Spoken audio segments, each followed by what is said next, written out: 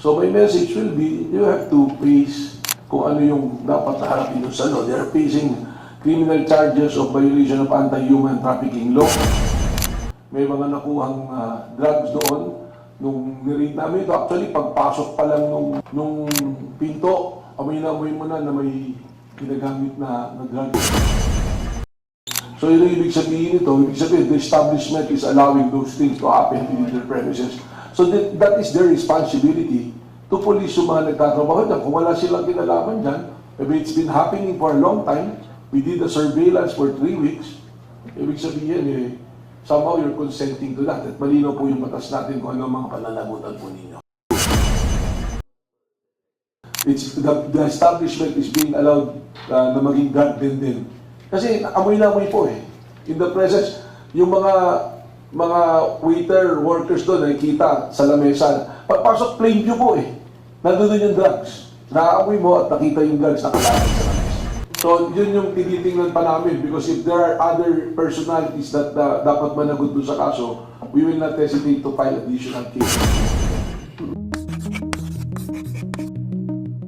So, yung pag-usapan nga natin dito, yung nangyari na rescue natin doon sa 54 na possible victims ng human trafficking. But before that, the reason why also we asked for this press briefing is I've seen in social media may mga dokumento na lumabas na hindi dapat lumabas. So let me appeal to all of you, the media and also social media personalities, if ever lang, yung mga vloggers natin, na huwag natin i-publish yung pangalan ng mga victims because that will constitute violation of Republic Act 9208 dun sa Anti-Trafficking of Persons Act. Kasi we have to protect them. Precisely the reason why we operated that KTV bar is to rescue them dun sa mga pinagdadaanan nila na abuse. They are all victims of human trafficking. So, that is my appeal to everyone. And kung sino man yung nagpalabas na nagkalat, I ordered our CCD to investigate on the matter so that hindi mangyari ito. We have to protect the names, the personalities ng mga victims. So, yesterday we have 5 cases versus the owners and operators of Chicago KTV Club, the Chicago Electronic Entertainment Corporation, Syrian City Corporation, and the Blue Hotel, yung mga involved dyan. Chicago Blue Hotel shares the same address. Then there are interlocking officers and also directors na nandiyan. So, I'd like to commend the men and women of NBI, the NCR Group, led by Atty. Dungalo. The DDD was also present. Ano po ba yung unit na nandiyan? Special Action Unit is also there. NCR, MAU-CD is there. And of course, thank you to the City of Pasig. Sila yung nagpadala ng mga CSWD dito. We are in coordination with the local city government of Pasig dito sa operation na to, and also the barangay officials of barangay Ugog. So maraming salamat sa nagtulong-tulong. We have rescued 54 and we filed charges to the individuals na dapat managot dito sa kaso na to, and we are making studies of filing further cases doon sa mga iba pang involved dito. Thank you. At this point, we'll be entertaining some questions from our friends from media. And before asking a question, Mrs. Defensor, in her statement, allow me to read it for you. She said that this is part of a relentless pattern of harassment and the collateral damage is devastating. Because of these political attacks, approximately 1,000 hard-working employees across various companies have abruptly lost their jobs simply due to a perceived association with my husband, Mike. Director, do you think that this operation is not politically motivated and it is only being done under the course of the law? Well, unang-una, yung statement niya, she has the right to say that statement. Pero this operation is a rescue dun sa mga victims ng human trafficking. And upon rescuing them, that's the only time we discovered, when seeing the documents, ito pala, ang mga may-ari, yung asawa nga ni Mike Defensor at anak niya. So yung mga documents revealed na sila yung may mga kinalaman dito. So I'm surprised that they will connect this to political issues that they are saying, no? So I don't know, siguro maganda sagutin lang nila dahil malinaw naman, the law is clear, kung ano yung violation ng anti-human trafficking. Nakita namin yung establishment, nung pumunta kami dyan, may record naman, naka-video yung buong operation, connected yung hotel. Merong secret passage papunta ron sa hotel, may transaction, kakausapin yung mga pimp na ang tawag doon, parang manager yung tawag, tapos magta-transaction, pag nahis yung transaction, nakakyat, nandun sa hagdan, sa likod, paakyat, diretso rin sa mga kwarto na pinapalabas nila ng hotel. And it so happened, the hotel is owned by Sirin, kung saan presidente yung asawa ni dating Congressman Mike Defensor. So the people can be the judge on that. Yun yung factual na nangyari dyan. Everything is recorded. The CSWD of Pasig City was there. Sabi ko nga, strong coordination with the local government of Pasig. I don't think naman that the local government of Pasig, especially yung pinakang namumuno rito, will allow any political persecution na gagawin. And ang NBI po, we are professional people here. I admire the men and women. That's why everything is done legally and in the process. Additional follow-up, what is your personal assurance to Mike and some of the people from the other opposing camp, if I could put it that way, regarding this regarding what she calls as this political attack on the family, on the Defensor family as well? Your personal appeal lang po, sir. Well, una-una, no, you have to face the law. No? Kung meron kayong ginawa na illegal, dapat panagutan. Nung nag-operate sila nito, dapat naisip na nila nito. It so happened that former Congressman Mike Defensor is so active in the political front. Tapos ngayon, may nangyayaring illegal na involve yung pamilya mo, i-connect dito sa politika. I don't think that is fair, no? That is not fair to the men and women of the law enforcement and including the government offices na nagtatrabaho ng maayos para ipatupad yung mga batas natin, ano? So my message will be, you have to face kung ano yung dapat harapin sa law. They are facing criminal charges of violation of anti-human trafficking law and violation of anti-illegal drugs also because may mga nakuhang drugs doon nung niread namin ito. Actually, pagpasok pa lang nung pinto, amoy mo na may ginagamit na drugs eh. So yun ang ibig sabihin ito. Ibig sabihin, the establishment is allowing those things to happen in their premises. So that is their responsibility to police yung mga nagtatrabaho dyan. Kung wala silang kinalaman dyan, maybe it's been happening for a long time, we did the surveillance for 3 weeks, ibig sabihin somehow you're consenting to that. At malinaw po yung batas natin kung ano ang mga pananagutan po ninyo. Wait, pwede katanungan, regarding yung mga nahuli 54 mga babae, meron bang foreigner at meron bang mga LGU for protection sa kanila? Kaya ganyan natuklasan natin. Well, yung 54 po, we don't consider them na nahinuli, no? We consider them rescued. Malinaw po yan sa batasan no, na yan po sa Republic Act 9208 and they are victims. Kaya po din sa rescue operation, it so happen, meron din tayong mga nilagay na assets na meron talagang nangyayari na bilihan for sexual favors. Ano po. So foreigners, may ilan pong foreigners na nandiyan. And in fact, in relation to that, we found out later on na yung hotel na nag-ooperate, there is also a violation of Republic Act 9593, Tourism Act of 2009 po yan, kung saan dapat kung may foreigner na papasok sa yung establishment at hotel ka, you ask for the passport and you register it. Wala po silang ginawang recording na gano'n. And apparently, when we're interviewing the barangay officials na tumulong po sa amin doon, akala nila ordinary siya na KTV kasi registered siya na Family KTV. At hindi po ito sa lugar na parang yung bang ordinary na lugar, this is Ortigas Center. Sa gitna po ito ng business district, business center. Ano po? Sir, can we just have it on record po? Paano po ba yung sistema po na nangyari doon sa actual na human trafficking, allegedly human trafficking doon sa nightclub?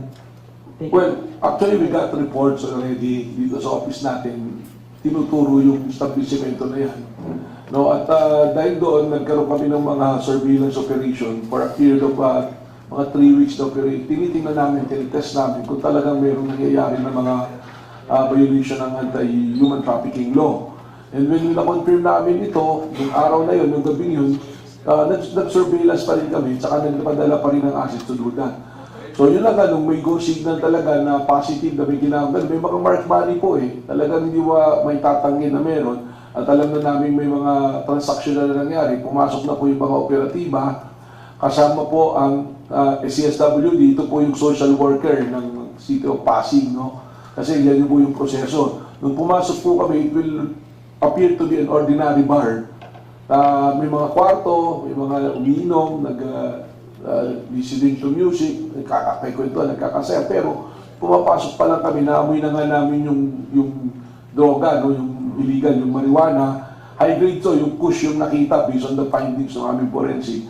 Tapos doon na kami nagulat, may hagdanan, paakyat, connecting to the hotel, Blue Hotel, yung nakalagay dito. And when kinatok ng mga operatiba natin, nandoon na may ilan, na may lalaki, may kasama na babae, at may positive na nga yung based on sa asset namin, nilayo na namin kagad. Nagkaroon talaga ng sex rage. At meron na rin pag-amin yung mga nirestyo natin, pati yung mga individual na na-interview natin. So makikita natin dito yung hotel operations at saka yung sa KTV, yung modus talaga nila, magkarugtong structurally, tapos there's an ecosystem, kumbaga, so to speak, na pagkatapos nagkasundo, dadali mo sa kwarto sa taas. So it's all part of the violation of the anti-human trafficking law. Just to be clear lang po, sir, ang una niyo pong intention for the operation ay yung for entrapment ng drug operations. Kumbaga na-describe niyo lang yung sexual Hindi po. services po. Ang intention talaga is to rescue and to yung entrapment that there is an ongoing sex trade, human trafficking, violation of human trafficking. Nung pagdating po namin doon, nakita namin the establishment is being allowed na maging drug den din. Kasi amoy na amoy po eh. In the presence, yung mga waiter, workers doon, nakikita sa lamesa. Pagpasok, plain view po eh. Nandun yung drugs. Naaamoy mo at nakita yung drugs nakalatag sa lamesa. Director, just to clarify, since nalabas na po yung statement ni Julie Defensor, alin po ba doon ang pag-aari talaga ng mga defensor doon sa nirate po ninyo? Well, unang-una, the entire complex, Click Point Development Corporation ang nagmamay-ari na ito. Actually, we're verifying there is a lease agreement from Click Point and the government, PCGG property yan, yun yung sa payalig dati. Tapos Click Point, nakaano sa Sirin, naka-layer sa Sirin yung establishment kung asan yung Blue Hotel, and also the Chicago ATV. But, if we look at the documents, interlocking owners, interlocking directors, and officers. So lumalabas doon na sila, iisa lang. So yung presidente doon, yung asawa yung Julie Defensor, siya yung Sirin. Sila yung nagpapatakbo ng Blue Point. At sila yung nakakontrata sa Chicago. But there are officers doon sa Chicago, the officers din dito sa Sirin. At doon sa Click Point. So yun yung tinitingnan pa namin because if there are other personalities that dapat managot doon sa kaso, we will not hesitate to file additional cases to them. So, Director, are you referring to the SEC documents and asawa at anak po ba? Yes, SEC documents to. Register to. And even doon sa nakalagay doon, may nakapost pa ako na notice doon sa Blue Point, doon sa may counter, nakalagay Click Point Development Corporation, may notice sila. So, ibig sabihin, it are being run. And we're checking, there are also other corporations na nasa pangalan din ni former Congressman Mike Defensor, na doon din yung office. Doon din nakalagay lahat. So just to clarify, yung mismong lugar na inoperate po natin, you mentioned a while ago that it is situated sa Central Business District po, no? Kung tutusin, ng lungsod ng Pasig. To your perspective, sir, gaano ka-brazen yung operation ng ganitong klaseng illegal na aktibidad considering na yung lugar supposedly ay highly urbanized? Well, ang salita sa amin doon, ang based doon sa mga nandoon na tao, may mga nagtatrabaho rin kasi na sa ibang lugar doon, parang may mga BPO ron eh. Tapos yung barangay din, matagal na raw to, nagpalit-palit na nga ng pangalan. And ang sabi-sabi na, medyo malakas yata yung kapit nito dahil tuloy-tuloy yung operations at saka nakikita nila magandang sasakyan yung pumapasok. So, nasa gitna to ng business center, hindi ordinaryong lugar to. At we are coordinating again with the city government of Pasig. Parang ayaw na yata silang bigyan dyan ng panibagong permit because hinihingan sila ng lease contract from yung city, yung Click Point, hinihingan ng lease contract na bago with the government at wala yatang napakita. So, those are the things that we are making a follow-up at tinitingnan namin dito. Sir, sa inyo pong pahayag kanina, binabanggit niyo po na iniimbisigan niyo ng maigi, sir, dito parang apparent connection po ng operation ng dalawang magkahiwalay na kumpanya. Yun po bang kanilang lokasyon na nasa pinakakadulo-duluhan na po, sir, eh? Kung tutusin, di ba usually mga KTV family KTV bars, along the highway lang yan na madaling makita ng tao. Pero yung situation po niya, sir, yung location niya, nasa pinakadulo talaga. Do you see that as a red flag as well? Yeah, nakatago siya eh. Pero apparently, sabi nga sa amin nung mga nandun na kausap namin, kung Sabado daw o Biyernes namin to inoperate, eh mas marami pa siguro personalities at mga tao na mahuli, mas marami pa yung victims na marirescue rito. Kailangan mo dumaan eh, papasok doon, isang challenge sa amin doon, nung pumasok kami, you have to pass by yung parang may car, ano ron eh, yung tindahan ng mga second-hand cars. Tapos kung sa kabila, may daan, makikita mo yung mga establishment na kilala eh, na lugar. So, nasa gitna siya ng operations, yung operation nasa gitna eh. So, which make us more suspicious. Ano ba talaga yung meron dito? Tsaka hotel, naglagay ka ng hotel doon. Well, parang hindi naman pupuntahan niya, parang doon ka mag-check-in na mag-hotel eh. Parang ang nangyari talaga dito, the hotel is just a cover-up to cater for the sexual trade na ginagawa na transaction initially dun sa Chicago KTV. The last note lang po, Director. Sir, dun po sa operation po kasing ginawa po, no, 54 po yung rescue at may mga several personalities po ang inaresto. But to clarify, we learned, sir, na meron po mga individual na pinakawalan daw po ng NBI after pong makuha po doon sa lugar ng pinangyarihan po ng raid. Bakit po sila, sir, pinakawalan ng NBI? Well, ganito, nung pagdating pa lang namin doon, meron naman talagang umiinom lang. Nasa labas lang, nakaupo, umiinom, wala naman talagang makita kang violation, but still we process them. Dinala pa rin namin dito, kinuha yung mga personal details sila and all, that if we, upon investigation, na tingin namin, pwede sila pang makasuhan, eh, isasabit din namin. Pero yung aming mga nirelease, those are individuals na kumpleto naman. Actually, may na-release na po nandun naman yung may passport naman. Umiinom lang naman talaga. Pero naman ganun talaga. So, yun, hindi naman natin kailangan isama sa kaso yung mga ganun na wala namang participation. Po dun sa press release din po na ipinadala sa media na may mga inaresto doon po sa upon the conduct po ng rescue operation. Mga ilan po yung inaresto doon, sir? Well, yung nakalagay dito sa report, yung pinasuhan natin 16, so we presume kasi 54 na rescue, 16 yung inarrest. So 16 yung inarrest, kasama dyan yung mga may cashier, ito nga, checker, a bit of sexual services. Ito yung mga nahuli talaga na nakipag-talik doon sa mga nirescue natin, sa isa sa mga nirescue natin, di ba? So yun yung mga personalities na kinasuhan natin.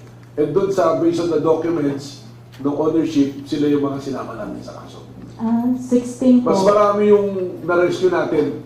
Yun nga yung sinasabi ng mga tao ron, kung Sabado or Biyernes na operate, sigurado mas maraming mga pumupunta ng establishment, mga tumatangkilik na nasama sa kaso. Sir, and just for clarification po, kasi ang nakalagay dun sa nag-leak nga na info ay in exchange daw ng 10,000 to 20,000 yung para dun sa Sexual mga... favors.